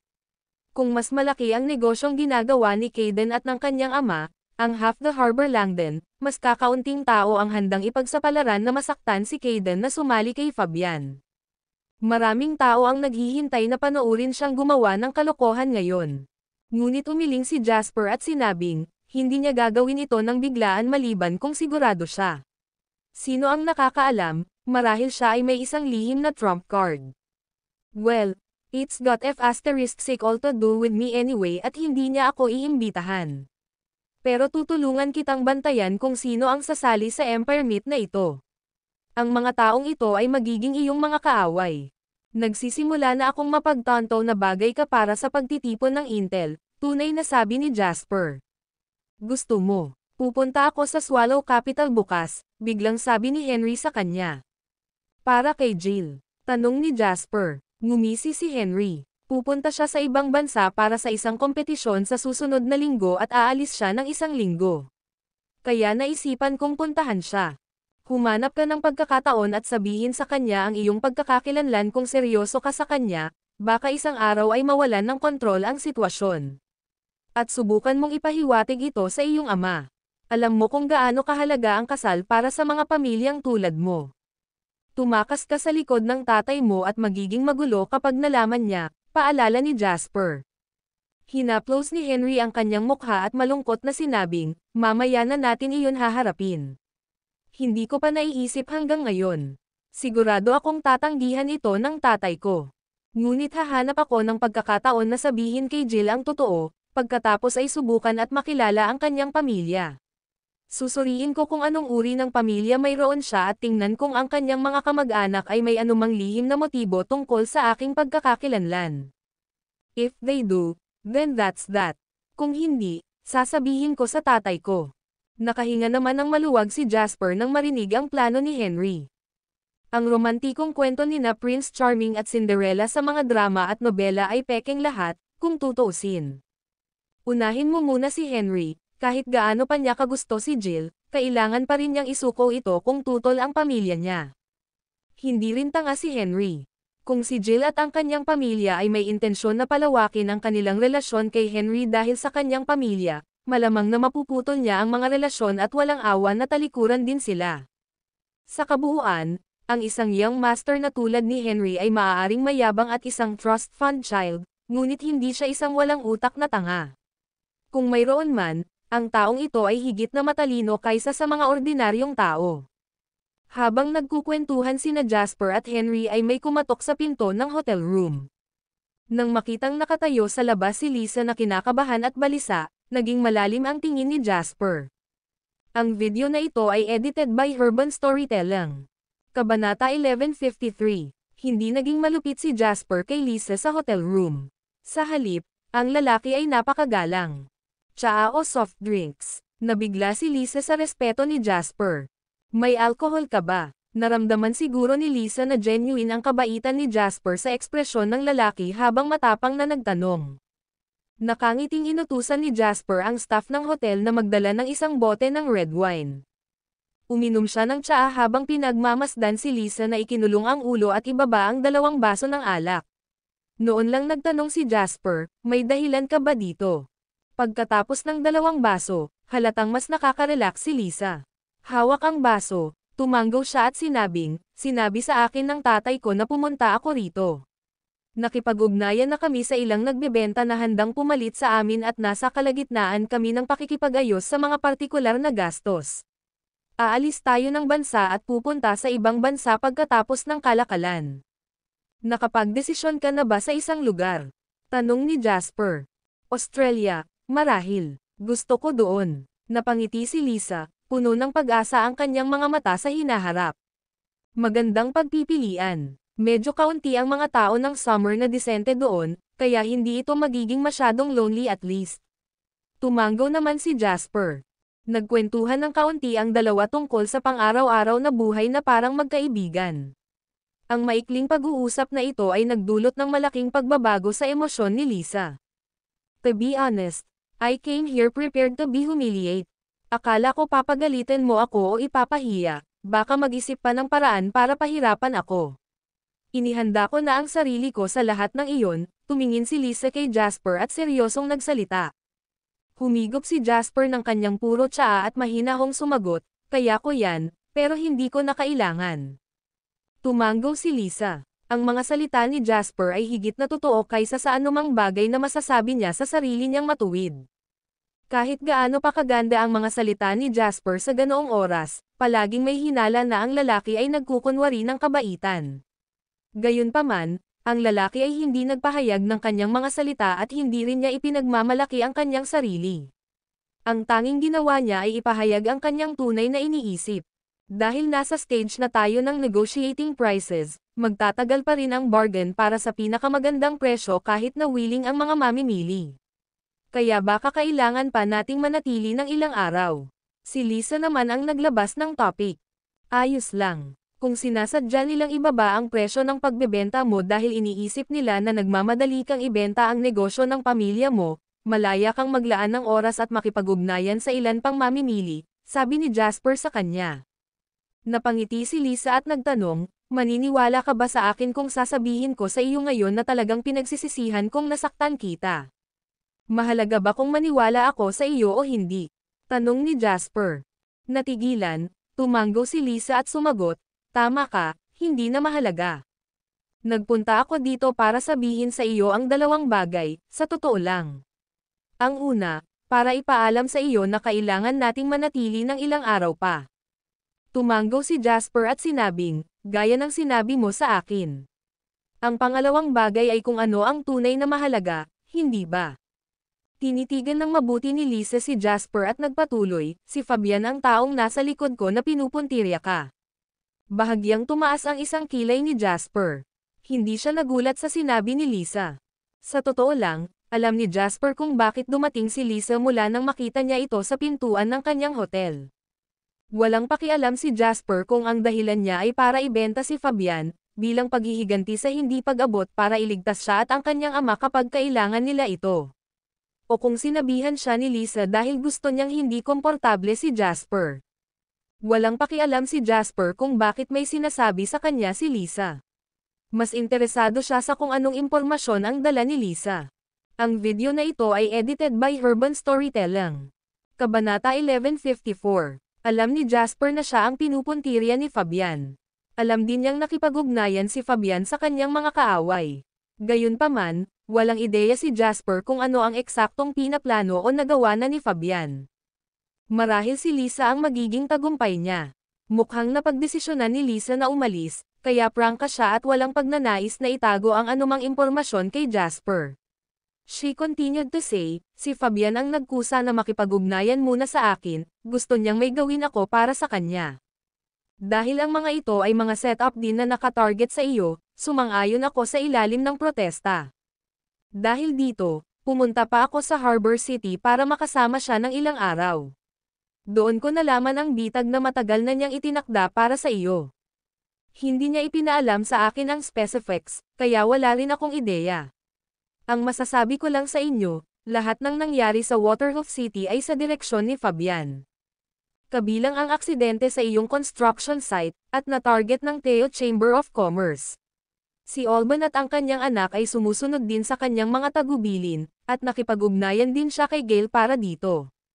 Sa halip na i-claim na ang insidente sa Sea Treasures ay itinakda ni na Alban at Gail ng magkasama, mas tumpak na sabihin na ito ang lahat ng plano ni Fabian. Ang mga salita ni Lisa ay nagpatunay sa mga naunang pagbabawas ni Jasper. Nanatiling kalmado at walang kibo ang kanyang ekspresyon. Tumingin si Lisa kay Jasper at nagpatuloy, nagkakamali ka kung iniisip mong ito lang ang inilaan ni Fabian para sa iyo. Sa pagkakaalam ko, ginawa niya ang lahat ng ito para lang magkagulo kayo. Hindi niya inaasahan na matatalo kanya ng mag-isa, at hindi pa niya naipapakita ang tunay niyang pakana. Maaari mong tawaging warm-up ang insidenteng ito. Ngumiti si Jasper. Mukhang pinahahalagahan niya ako ng husto, upang gamitin ang parehong Gail at Alban para lamang sa isang warm-up. Walang pakialam na sinabi ni Lisa, hindi mo pa nakikilala si Fabian, kaya hindi mo alam kung gaano katikot at kalupit ang lalaking ito. To be honest, every second na nasa tabi ko siya, takot na takot. Masyado siyang nakakatakot, parang nakikita niya ang iniisip ng lahat. Hanggang ngayon, hindi ko pa rin iniisip na mananalo ka sa kanya. Kung gayon bakit ka pumunta para sabihin ito sa akin ngayon? Tanong ni Jasper. Malungkot na ngumiti si Lisa at sinabing, maniniwala ka ba kung sasabihin kong ito ay paghihiganti? Gusto ko. Pero ang tanong, naghihiganti ka ba sa akin o kay Fabian? Hindi inaasahan ni Lisa na ganoon kadirekta si Jasper. Bahagyang napilit ang ekspresyon niya pero sumagot pa rin siya, pareho. Pero mas laban sa kanya. Kahit alam kong magpapatuloy ang away ninyo ni Fabian, sasama man ako at sabihin sa inyo ang mga bagay na ito o hindi. Pero at least, gusto kong malaman mo pa at saktan mo ng konti si Fabian. Ang lupit mong babae, bulalas ni Jasper. Walang ekspresyong bumangon si Lisa at sinabing, one last thing. Siya ay naghahanap ng higit pa sa iyong mga kaaway. Tumigil sandali si Lisa bago siya nagpatuloy, hinanap niya rin ang mga tao sa paligid mo. Mga taong dati mong kaklose. Ginamit na niya ang kanyang mga pamamaraan upang mahanap ang mga ito, kaya maging mas maingat. Pinaikit ni Jasper ang mga mata at marahang hinaplos ang mainit na tasa. Agad na nagsuklay ang kanyang isip sa mga taong malapit sa kanya, ngunit hindi naaapektuhan ang ekspresyon ni Jasper. Sa hindi maipaliwanag na bagay, may naisip si Lisa nang makita niya ngayon si Jasper. Ang isang tunay na makapangyarihang tao ay mukhang kalmado sa kabila ng emosyonal na roller coaster na kanyang nararanasan. Hindi ba maganda ngayon kung hindi ko ginawang kaaway si Jasper? Bumantong hininga si Lisa at sinabing, nasabi ko na ang aking piraso. Dapat umalis na ako ngayon. Paalam. Ang video na ito ay edited by Urban Storytelling. Kabanata 1155. Hindi na lumabas ng hotel room si Jasper pagkaalis ni Lisa. Maging ang hapunan ay ipinadala sa kanyang silid ng staff ng hotel sa utos ni Julian. Nagkulong si Jasper sa study room ng hotel habang nagsimula siyang magsulat at gumuhit. Sinuri niya ang kasalukuyang sitwasyon at isinulat ang lahat ng ito sa humigit kumulang 100 papel na may sukat na A4. Nasa gitna mismo si Fabian. Sa tabi ni Fabian ay si Dominic, ang munting prinsipe. Sinabi ng instinct kay Jasper na siguradong may link ang dalawa. Wala lang siyang ideya kung magkaaway ba sila o magkaibigan. Kahit sa lahat ng ito, hindi pa sapat ang alam ko. Kumunat ang noo ni Jasper. Maaaring binigyan siya ni Henry ng impormasyon, ngunit ang sinabi niya kay Jasper ay hindi higit sa alam na ng lahat sa lupon ng Harbor City na iyon. Kung hindi kasali si Henry dito, hindi niya malalaman ang maraming sikretong nangyari. Halimbawa, walang paraan na sasabihin kay Henry kung mayroong link sa pagitan ni Fabian at Dominic. Bumantong hininga si Jasper. Hating gabi na nang ibaba ni Jasper ang kanyang panulat. Napagtanto niya na lubhang kulang sa mga kontak para sa intel at pangangalap ng impormasyon. Kung tutuusin, mahigit isa pa lang pero wala pang 2 taon. Ang alaala ng kanyang nakaraang buhay bago siya muling magkatawang tao ay makapagbibigay lamang sa kanya ng astronomical na halaga ng kayamanan sa maikling panahon.